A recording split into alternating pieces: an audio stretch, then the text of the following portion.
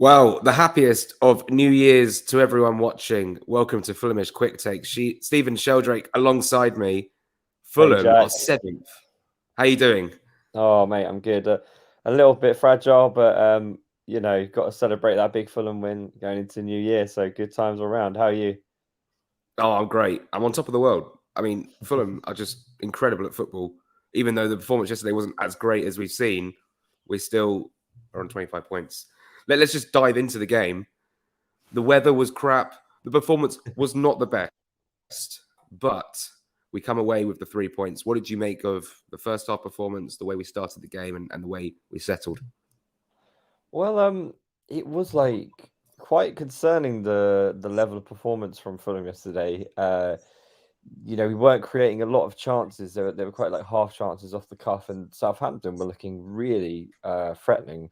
So in terms of a first half performance, it was great to get ahead of the game with that goal, and Leno was superb, as he has been all season. So it was good all round, really, wasn't it? To go into the break 1-0 up, and it was such a strange one yesterday, but I guess that's what the best teams do, don't they? They take the chances. Yeah, exactly. There's a compilation on Twitter at the moment. I think it's from Fulham Ham. I can't remember his name, but it's a good account, and he basically has a compilation of all those corner routines we've done where we've played the ball to the edge of the area for a volley, and finally it came off yesterday. Andres Pereira, albeit it took a deflection of James Ward-Prowse, but it's a great corner routine. No one seems to clock that we do it every game, basically, especially at Craven Cottage.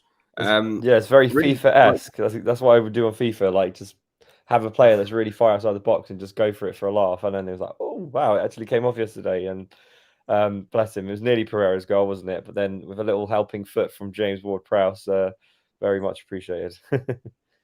yeah, and obviously, we hadn't played very well. Willian came close early on. Shea Adams was denied by Leno. Great save. That obviously, I think Leno needs to get more credit for that save because obviously It at was 0-0, if huge. that made it 1-0, would have been a very tricky afternoon for us. Yeah, I think all of us are thinking, "Oh, was that offside?" I hope so. And then when the flag didn't go up, it was like, "Oh goodness me!" Like Che Adams, good striker, and it wasn't a bad strike, but Leno just matched him. He closed that angle down, made it as difficult as possible, and pulls off a superb save, which is why we're sitting here celebrating 3 points. So, yeah, Leno, superb. I absolutely love him. I just want to ask you a question about Southampton. What did you make of their performance? Because even before their equaliser, they weren't all that great, and obviously they're bottom of the league, new manager. But I wasn't too impressed with them.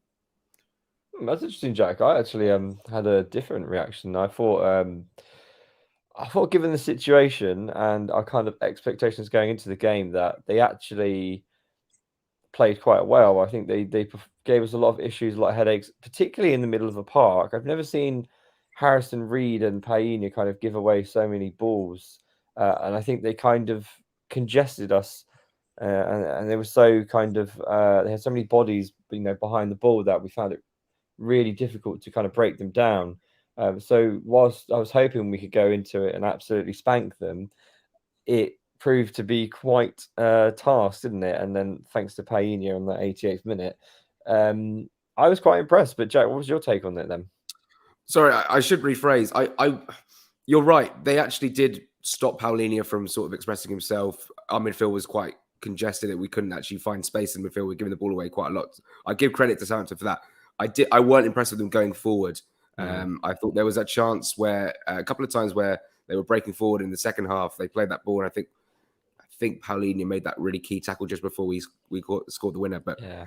I wasn't that impressed with Shea Adams up top. And obviously, I think they had a header from Salisu in the first half, just over the bar as well from a corner. They didn't make use of the chances they got because they had quite a few. Looking back, That's what the Premier League's all about, isn't it? Like, we know the harsh lesson of in the Championship you can get away with missing a couple of sitters, but in the Premier League it's about efficiency. And I remember one of the seasons where I think it's where United won the league a very long time ago. But no, they would grind out these performances where you're just thinking, how on earth did they win that game? but it's because they knew what they're doing. They took the chances when they came, and they walk away with the 3 points. So, maybe we're really title winning Fulham team. Maybe that's what we need to do. But you know what? Not playing that well and walking away 3 points is such an important thing to be able to do as well.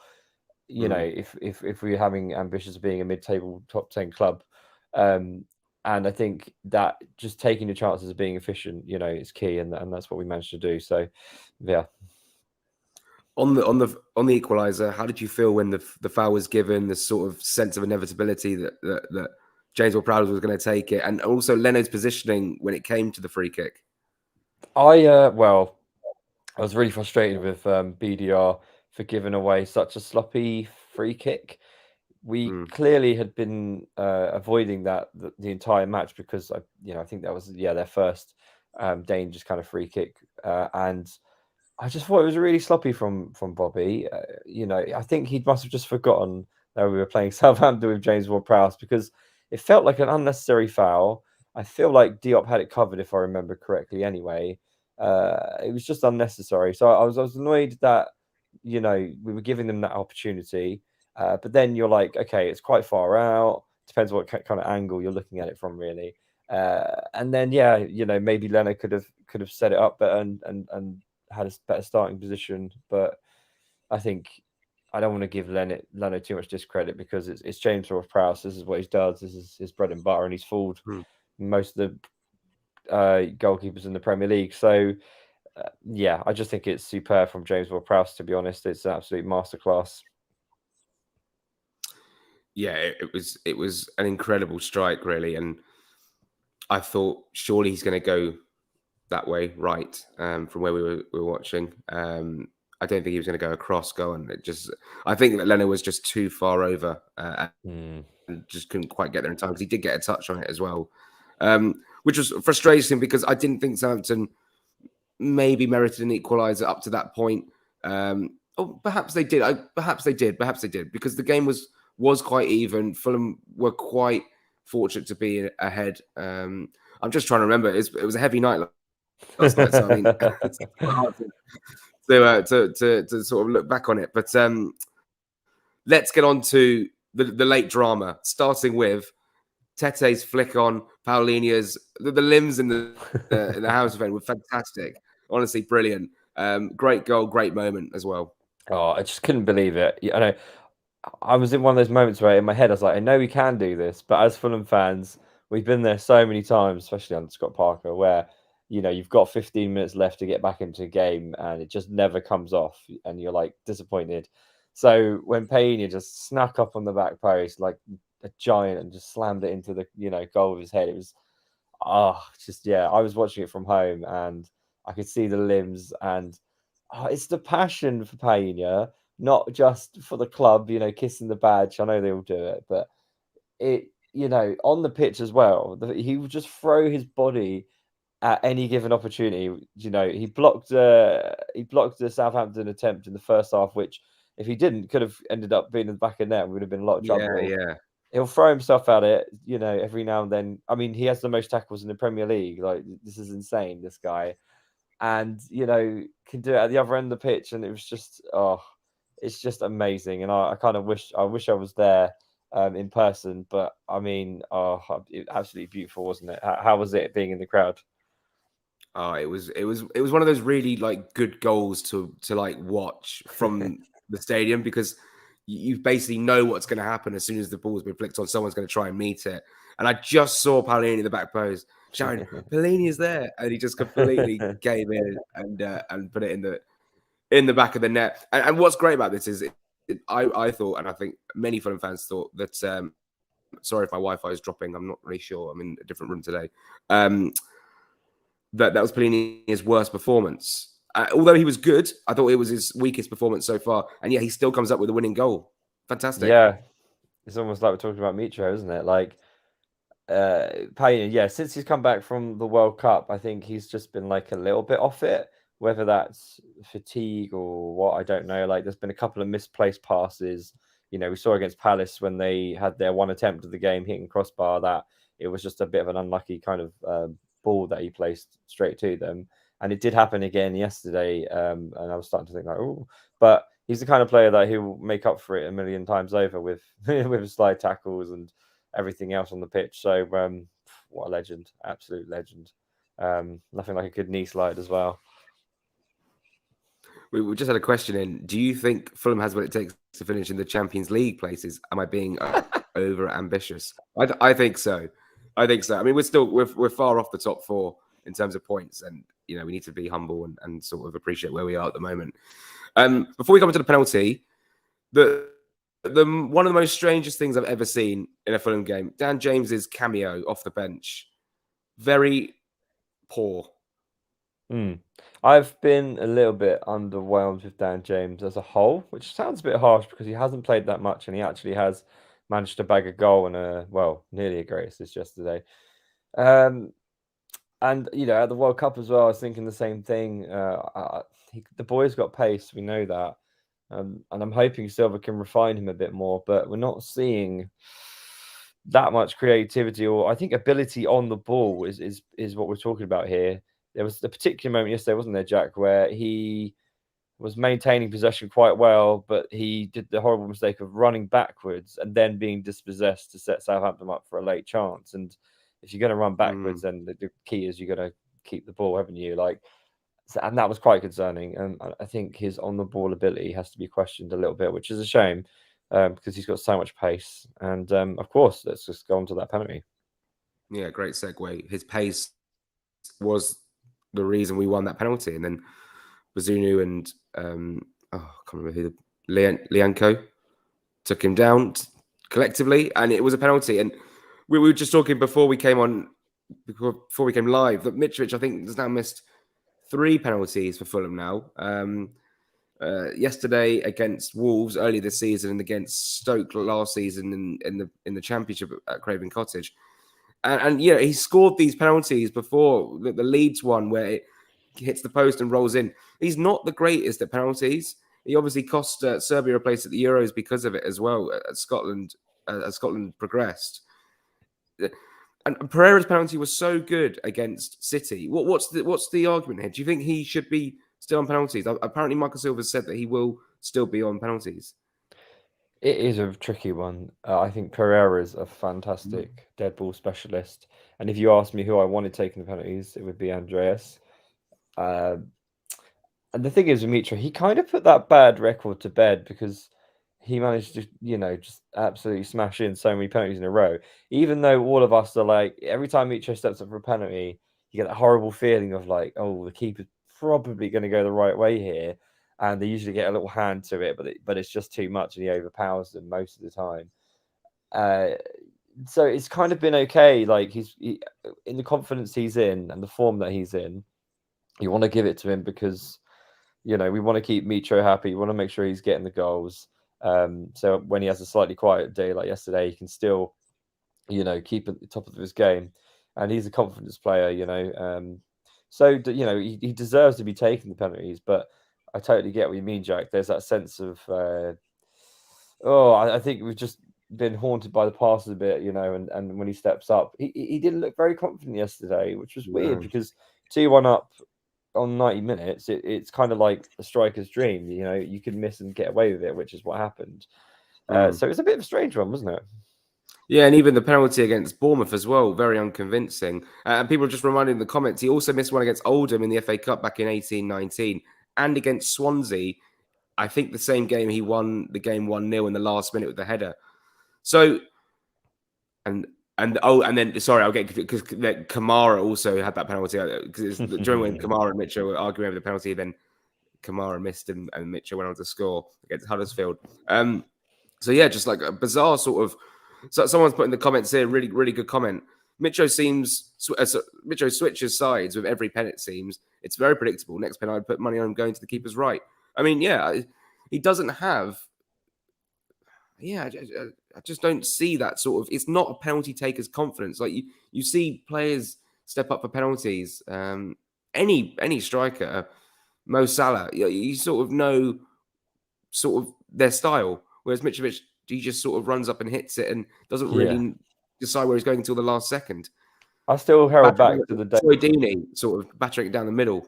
is the best way of doing it, I think.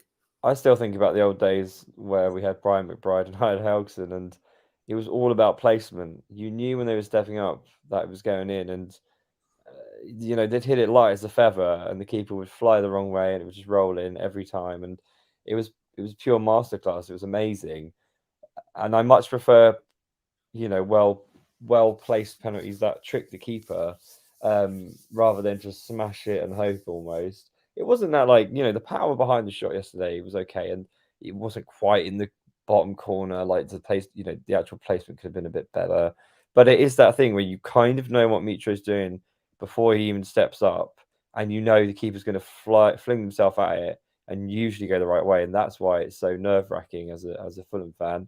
Hopefully, this is going to be the one-off in the season, but I think if he misses another one, then we need to start. I think that's when Pereira has to step in.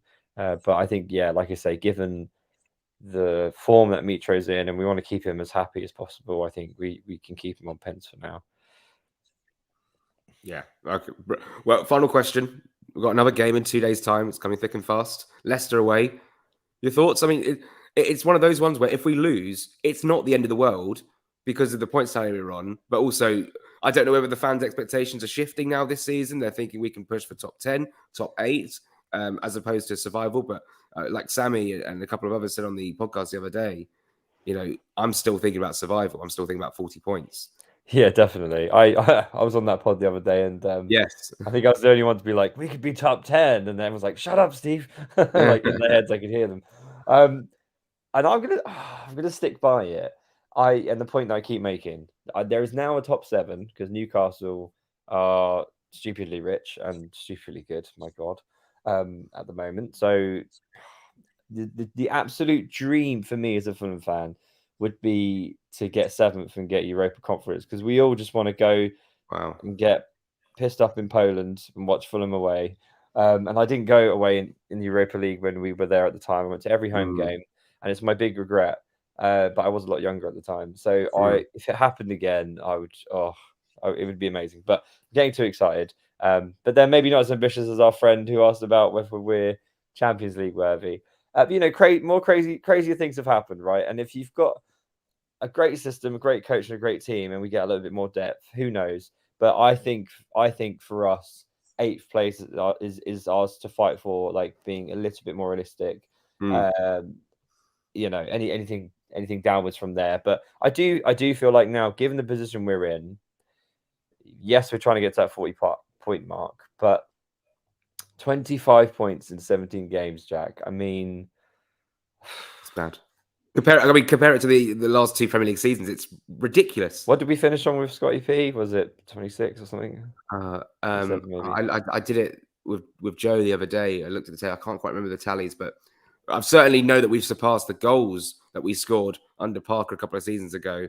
I think we've got like 20 goals. I can't even process the thought of 9 goals. Like if we beat Leicester away, my God, I haven't even thought about that. In my head, I'm like, we can't do that because even though we totally can. I mean, Leicester. We might. Yeah. I back us, honestly. But anyway, it's been a pleasure, Stephen, to talk. Oh, Jack, sorry. Before we jump off and leave our lovely fans, I was just, I think it'd be, we can't sign off without mentioning the pre-match memorial to George Cohen and Pele, and it was so lovely to see Roy Hodgson on the pitch, wasn't it?